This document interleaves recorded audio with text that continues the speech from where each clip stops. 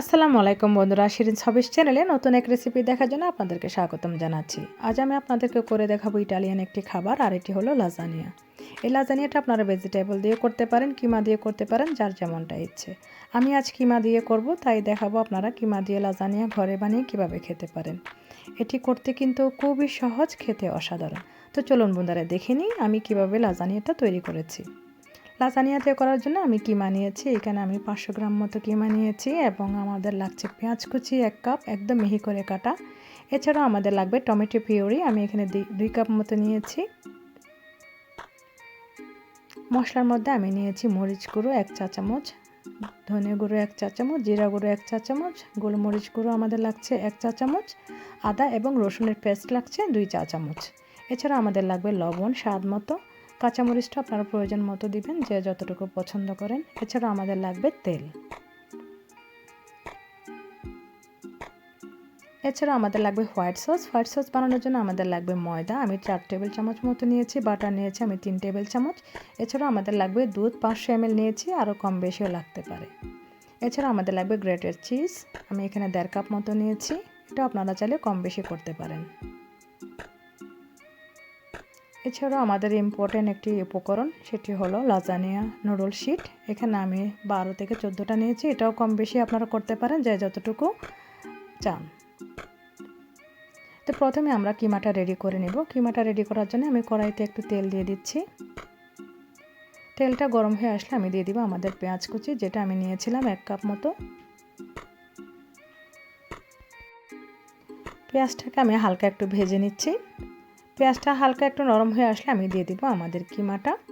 এবার কিমাটাকে আমি একটা খুন্তি কিংবা একটা স্প্যাচুলা দিয়ে ভালো মতো গুটিয়ে গুটিয়ে একদম ঝোড়া ঝোড়া করে নেব, কারণ কিমাটা যখন সিদ্ধ হয়ে যাবে তখন ভাঙাটা খুবই মুশকিল হয়ে যায়। আর আমাদের এই স্টাফিংয়ের জন্য আমাদের একদম ঝোড়া ঝোড়া কিমা লাগবে, তাই আমি যথাসম্ভব একদম কাটি দিয়ে নেড়ে ছেড়ে একদম ঝোড়া ঝোড়া করে নিয়েছি। এবার এই কিমাটা উল্টে পাল্টে আমি ভালো মতো পেঁয়াজের সাথে ভেজে নেব। ভালো মতো একদম এভাবে নেড়ে চেড়ে একদম ঝোড়া ঝোড়া করে নিতে হবে, না হলে কিন্তু আমাদের স্টাফিংটা একদম সুন্দর হবে না। এটা খুবই জরুরি কিমাটা যাতে একদম ঝোড়া ঝোড়া থাকে। কিমাটাকে আমি ততক্ষণ পর্যন্ত ভাজতে থাকবো যতক্ষণ না তার রঙটা চেঞ্জ হয়ে যায়। কিমাটা অনেকটা আমাদের ভাজা হয়ে গেছে। এই পর্যায়ে আমি দিয়ে দিব আমাদের আদা রসুনের পেস্ট। আমি আবারও ভালো মতো একটু কষিয়ে নেব, যাতে আদা রসুনের কাঁচা গন্ধটা একদম চলে যায়। যখন দেখব আদা রসুনের কাঁচা গন্ধটা চলে গিয়েছে, এই পর্যায়ে আমি আস্তে আস্তে অন্যান্য মশলাটাও অ্যাড করে দিব। দিয়ে দিচ্ছি গোলমরিচ গুঁড়ো, লবণ, ধনে গুঁড়ো, জিরা গুঁড়ো এবং লাল মরিচ গুঁড়ো। এবার সবগুলো মশলা ভালো মতো আমি কিমার সাথে কষিয়ে নিব। এভাবে কষাতে কষাতে যখন দেখব আমাদের মশলার কাঁচা গন্ধটা চলে গিয়েছে, এ পর্যায়ে আমি অ্যাড করে দিব আমাদের টমেটো পিউরি। আবারও ভালো মতো নেড়ে চেড়ে কষিয়ে নেব কিমাটার সাথে।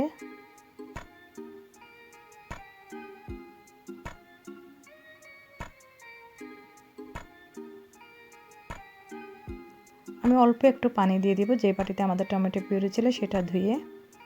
আর আমাদের এই পানিটাই যথেষ্ট, আমাদের আর কোনো এক্সট্রা পানি লাগবে না। এবার আমি একটু কিমাটা সিদ্ধ করে নেব ঢাকনা দিয়ে।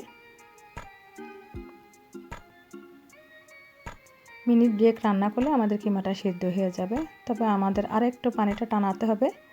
আমি এখন দিয়ে দিচ্ছি কাঁচামরিচ। এবার কাঁচামরিচটা দেওয়ার পর আমি আর 1-2 মিনিট রান্না করব, যাতে পানিটা আমাদের একটু টেনে আসে। ব্যাস, আমাদের পানিটা টেনে এসেছে, আমাদের কিমাটা অলমোস্ট ডান। এবার আমি চুলাটা বন্ধ করে আমাদের কিমাটা দেখুন, খুব বেশি পাতলা হবে না, আবার একদম খুব বেশি শুকনো হবে না। আমি একটা বাটিতে নামিয়ে রাখছি আমাদের কিমাটা। এবার আমি চলে যাব আমাদের হোয়াইট সসটা রেডি করতে। হোয়াইট সস রেডি করার জন্য আমি একটা ননস্টিক কড়াই নিয়ে নিলাম। এবার আমি বাটারটা দিয়ে দিলাম এবং বাটারটাকে আমি একটু গলিয়ে নেব। যখন আমাদের বাটারটা পুরোটা গলে আসবে, এ পর্যায়ে আমি দিয়ে দিব আমাদের ময়দা। এবার ভালো মতো বাটারের সাথে ময়দাটাকে একদম ভেজে নেব। ততক্ষণ পর্যন্ত ভাজতে থাকবো যতক্ষণ না সুন্দর একটি ঘ্রাণ বের হয়। যখন দেখব ময়দা একদম বাটারের সাথে ভেজে সুন্দর একটা ঘ্রাণ আসতেছে, এ পর্যায়ে আমি দিয়ে দিব আমাদের যে রুম টেম্পারেচারে রাখা দুধ, অল্প অল্প করে। এটা খুবই জরুরি, দুধটা পুরোটা একসাথে দেওয়া যাবে না, কারণ আমাদের ময়দাটা একেবারে জমাট বেঁধে যাবে। এখন অল্প অল্প দুধ দিয়ে আমি একটা হ্যান্ড উইক্স দিয়ে ভালো মতো নেড়ে দিব। ভালো মতো নাড়াচাড়া করবো হ্যান্ড উইক্স দিয়ে, যাতে কোনো রকম লাম্পস জমা না হয়। আমি অল্প অল্প করে দিচ্ছি দুধ, একসাথে সবগুলো দিয়ে দিলে কিন্তু একদম জমাট বেঁধে যাবে আমাদের ময়দাটা। চুলার আঁচটা খুবই অল্প করে রাখতে হবে। এভাবে ভালো মতো নাড়তে হবে যাতে কোনো রকমের লাম্পস না থাকে। আমাদের যে পরিমাণ আমি দুধ নিয়েছিলাম সেটা আমাদের এনাফ ছিল না, তাই আমি আরও অল্প দুধ নিয়েছি এবং অল্প অল্প করে মিশিয়ে দিচ্ছি। এভাবে নাড়তে থাকতে হবে যতক্ষণ না স্মুথ একটা বাটার তৈরি হয়।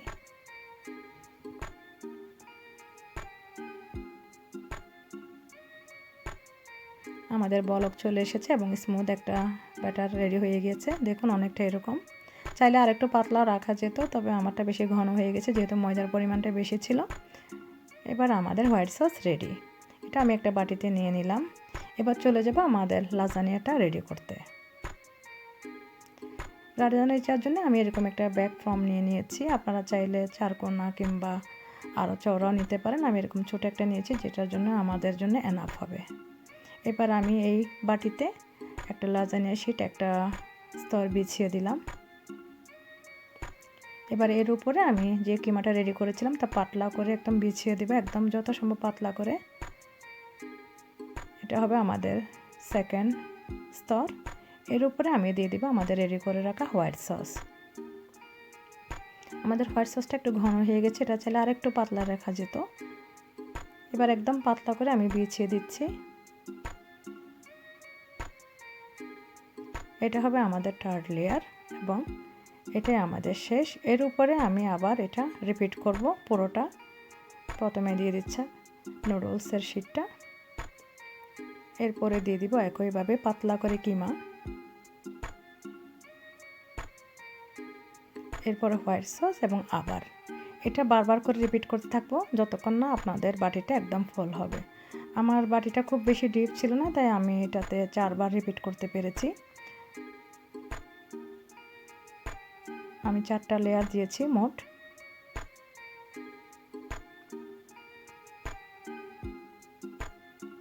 কিমাটা দিয়ে দিলাম, আবার দিয়ে দিব হোয়াইট সস।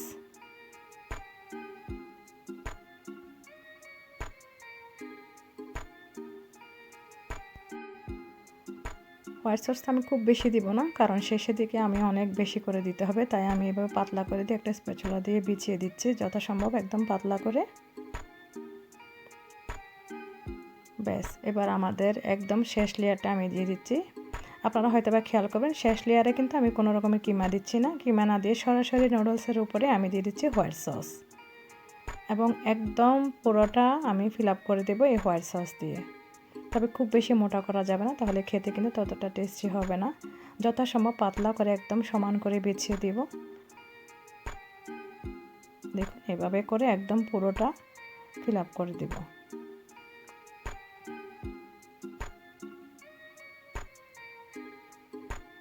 চেষ্টা করতে হবে যাতে একদম সমান হয়ে বসে সব জায়গায়, কোনো জায়গায় আঁকা বাঁকা হয়ে না থাকে। ব্যাস, একদম আমাদের শেষ পর্যায়ে দিয়ে দিতে হবে চিজ।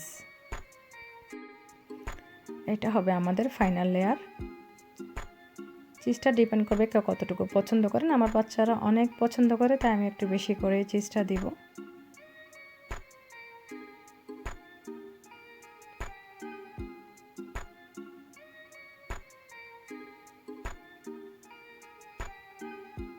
ব্যাস, আমাদের চিজটা দেওয়া রেডি। এবার আমরা চলে যাব বেকিংয়ে সরাসরি। বেক করার জন্য আমি আগে থেকে ওভেনটা ফ্রি হিট করে রেখেছিলাম 180 ডিগ্রিতে। এবার 30 থেকে 35 মিনিট আমাদের বেক করতে হবে। এটা ওভেন বেঁধে কম বেশি লাগতে পারে। আমারটা আমি 30 মিনিট বেক করার পর দেখুন একদম সুন্দর একটা রং চলে এসেছে এবং আমি বের করে দেখাচ্ছি কতটা ইয়ামি হয়েছে। দেখুন বন্ধুরা, 30 মিনিট বেক করার পর আমারটা এমনটা হয়েছে। আপনারা চাইলে আর 2-4-5 মিনিট বেশিও রাখতে পারেন। এবার আমি ধারালো একটা ছুরি দিয়ে একদম চারকোনা করে কেটে নিচ্ছি। যেহেতু লাজানিয়াটা সবসময় দেখবেন চারকোনায় থাকে, তাই আমি চারকোনা করে ভালো মতো কেটে নিচ্ছি এবং 4-5 থেকে ছুরি দিয়ে কেটে দিচ্ছি যাতে ওটাতে সুবিধা হয়।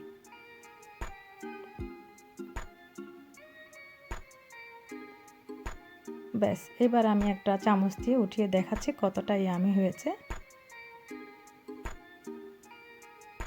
দেখুন রেডি হয়ে গেল গরম গরম লাজানিয়া। দেখুন ভেতরটা কতটা চিজি এবং ইয়ামি ক্রিমি, এটা খেলে আপনারা বুঝতে পারবেন কতটা টেস্টি। দেখুন লেয়ারগুলো দেখা যাচ্ছে, ভেতরে কিমার একটা স্তর, খেতে কিন্তু অসাধারণ। তো আশা করি আমার এই রেসিপিটা আপনাদের অনেক ভালো লেগেছে, আর ভালো লেগে থাকলে আমার চ্যানেলটা সাবস্ক্রাইব করে আমার চ্যানেলের পাশে থাকবেন। এতক্ষণ পর্যন্ত আমার সাথে থাকার জন্য আপনাদেরকে অসংখ্য ধন্যবাদ। আল্লাহ হাফেজ।